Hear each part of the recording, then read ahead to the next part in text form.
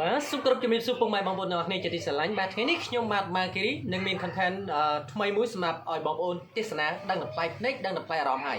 ថ្ងៃនេះផងដែរគឺសូមចិត្តពុកម៉ែបងប្អូនទាំងអស់គ្នាដែលបានចូលរួមទេសនាជាមួយវីដេអូមួយនេះបាទដើម្បីផ្ញើសារគាំទ្រទៅលើបេក្ខភាព2នាក់បាទដែលគាត់ត្រូវចូលរួមប្រកួតប្រជែងជាមួយគ្នាទី1គឺកូនប្រុសថាន់ធឿនបាទសូមអបអរសាទរហើយសម្រាប់បេក្ខភាពទី2គឺកូនស្រី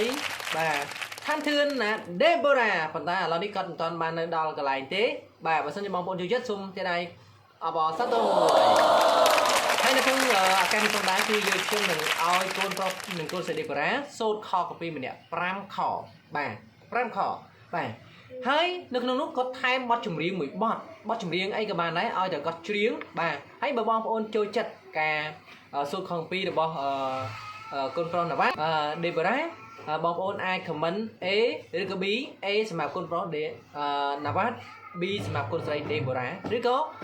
បងប្អូនអាច comment David ឬក៏ដេបូរ៉ាយកតែម្ដងបាទហើយនៅពេលដែលពួកគាត់ទទួលបានលទ្ធផលបាទបន្ទាប់ពីការផុសរយៈពេល1សប្តាហ៍អញ្ចឹងពួកគាត់នឹងទទួលបានសារគាំទ្រច្រើនជាងគេអ្នកនោះនឹងទទួលបានជ័យជំនះហើយជ័យជំនះរបស់គាត់នឹងទទួលបានប្រាក់ឧបត្ថម្ភចំនួន10000រៀល